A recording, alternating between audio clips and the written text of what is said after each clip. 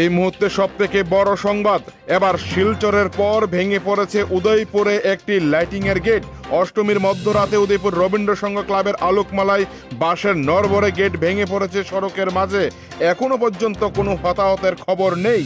ব্যাপক বৃষ্টি ও ঝড়ের কারণে ভেঙে পড়েছে মাত্র 20,000 টাকার বাঁশের তৈরি গেট, কিন্তু প্রশাসন থেকে কোনো উদ্ধারকারী দল দেখা যায়নি ঘটনাস্থলে। এই মুহূর্তে কেবিআই স্কুলের সামনে ভেঙে পড়েছে গেটটি, বন্ধ হয়ে পড়েছে যোগাযোগ ব্যবস্থা। পুজো দেখতে বের হয়ে রাস্তায় এই ধরনের দুর্ঘটনার ফলে দর্শনার্থীদের মধ্যে ব্যাপক দৌড়ঝাঁপ সৃষ্টি হয়েছে। একই সাথে আতঙ্কের পরিবেশ সৃষ্টি হয়েছে গোটা রবীন্দ্র সংঘ ক্লাব চত্বর এলাকায়। বৈদ্যুতিক তার সহ গোটা লাইটিং ভেঙে পড়েছে রাস্তার মধ্যে। রাত 1:30 নাগাদ আপনারা দেখতে পাচ্ছেন টিভি 100 বাংলায় এক্সক্লুসিভ প্রথম ছবি। শিলচরের পর এবার ত্রিপুরার উদয়পুরে ভেঙে পড়েছে দুর্গাপূজার অষ্টমীর মধ্যরাতে এক ভয়াবহ ঘটনা, যেখানে লাইটিং এর গেট ভেঙে পড়েছে। গোটা ঘটনায় কিন্তু ব্যাপক চাঞ্চল্য এবং আতঙ্কের পরিবেশ সৃষ্টি হয়েছে।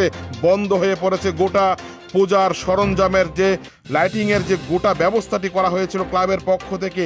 এই মুহূর্তে ভয়াবহ পরিস্থিতি গোটা উদয়পুর সড়ক জুড়ে।